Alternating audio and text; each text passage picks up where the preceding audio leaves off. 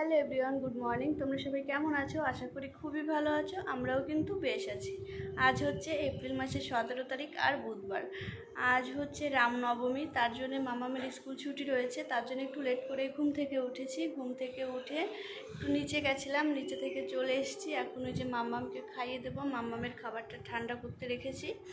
আর আজ রয়েছে হচ্ছে বাসন্তী পুজোর নবমী পুজো, সেখানে আমাদের খাওয়া দাওয়া রয়েছে, সেখানে যাব। তারপরে আবার বিকেলে রয়েছে বিয়ের নিমন্ত্রণ, সেখানে যাব।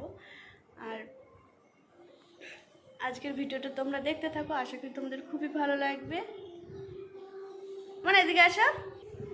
এই যে আমার মাম্মা আজকে একটু লেট করে ঘুম থেকে উঠেছে, তাই না মা? আজকে তোমার স্কুল নেই, তাই না?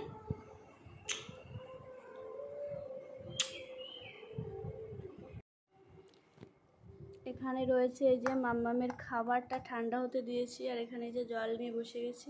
আর এখানে এই যে আজ আমি হচ্ছে খাটের তোষকটাকে রোদে দিয়েছি, যেহেতু রান্নাবান্নার অতটা চাপ নেই, তার জন্য এই যে তোষকটা রোদে দিয়েছি। বালিশগুলো যে ওখানে রেখে দিয়েছি, আর বেড কভারগুলো ভিজিয়ে দিয়েছি।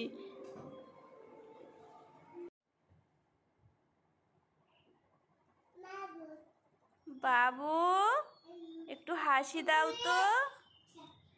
এই যে একটু একটু হাসি দাও।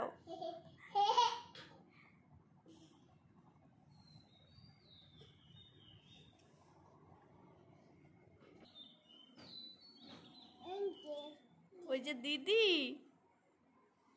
দিদিকে ডাকো তো।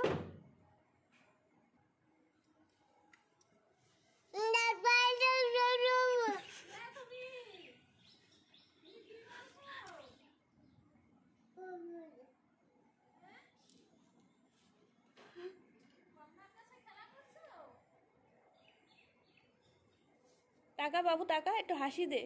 এই বাবু ভালো করে একটু হাসি দে। এদের এদিকে তাকিয়ে, এদিকে তাকিয়ে।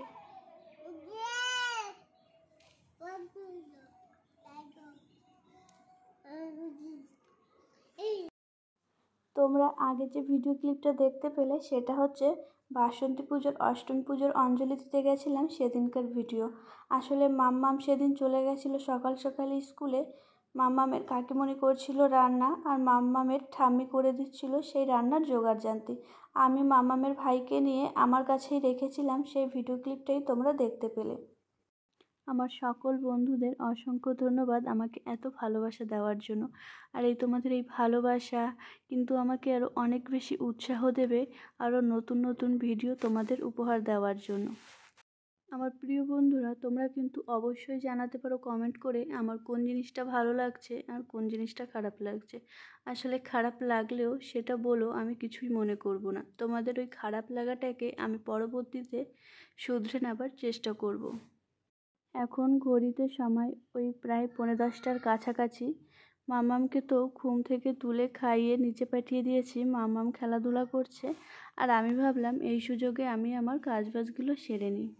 আমি না এই ভিডিওটা পরের দিন সকালে এডিটিং করছিলাম, তার জন্য হয়তো বা তোমরা নানান রকম আওয়াজ শুনতে পারো। আসলে মামাম রয়েছে, মামামের ভাই রয়েছে, ওরা তো ছোটো মানুষ, ওদের বললেও শোনে না। আমি যদিও ঘরের মধ্যেই রয়েছি, তবুও ঘরের মধ্যে আওয়াজটা কিন্তু চলেই আসে। যাই হোক, আমাদের যে কাজের দিদি রয়েছে, দিদি আসতে এখন অনেকটাই লেট করে।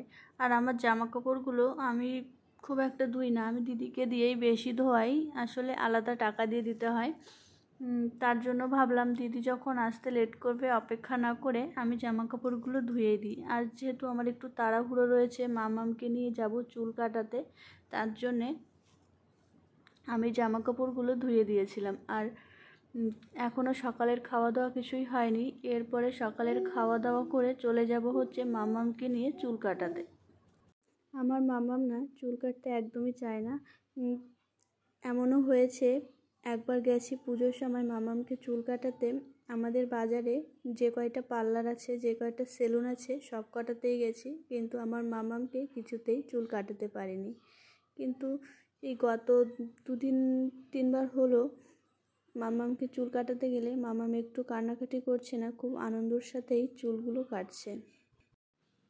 তখন প্রায় 10টা মতন বাজে, এত বেশি গরম লাগছিল। তারপরে আবার রয়েছে দুটো নিমন্ত্রণ, সেই নিমন্ত্রণ দুটোতে অ্যাটেন্ড করতে হবে। আসলে দুপুরে যে নিমন্ত্রণ বাড়িতে গেছিলাম সেখানে গিয়ে না কোনো রকম ভিডিও ক্লিপ তোলা হয়নি, এত বেশি গরম ছিল তার জন্যে। আর এখানে এই যে দেখো চলে এসেছি মাম্মামকে চুল কাটাতে এই পার্লারটাতে। কিন্তু আমার মাম্মামকে চুল পার্লারেই কাটাই, খুব একটা সেলুনে যাওয়া হয় না। আসলে আমার মাম্মাম না একদমই গরম সহ্য করতে পারে না, আর সেলুনগুলোতে গেলে খুবই গরম লাগে।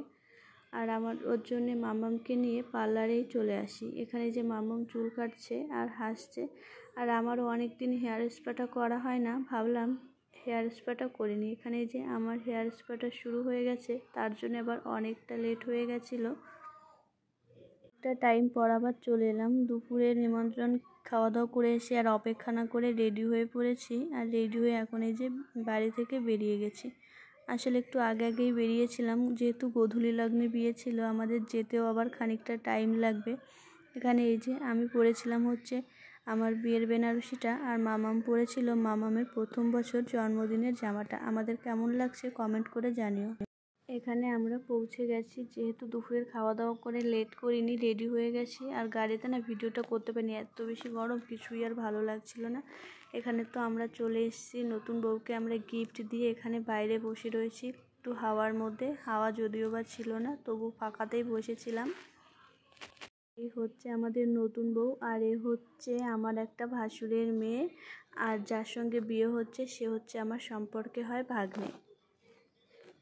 এখানে বিয়ে শুরু হয়ে গেছিলো, আর বররা আসতে অনেকটাই লেট করেছিল। গোধূলি লগ্নে বিয়ে ছিল, তবুও আসতে অনেকটা লেট হয়ে গেছিলো। আর আমরা ওর জন্য একটু আগে চলে এসেছিলাম। যাই হোক, এখানে বিয়েটা হচ্ছে, এরপর না আমরা খাওয়া দাওয়াটা করে নেব। আসলে খাওয়া দাওয়া করে আমরা একটু লেট করিনি, বেরিয়ে পড়েছিলাম। গরমে এত অস্বস্তি লাগছিল, তাই আমরা দেরি না করে বেরিয়ে গেছিলাম। যাই হোক, আমি ভিডিওটা এখানেই শেষ করছি। তোমাদের যদি ভালো লাগে থাকে অবশ্যই একটু লাইক করে দিও, কমেন্ট করে দিও, চ্যানেলটিকে সাবস্ক্রাইব করে দিও।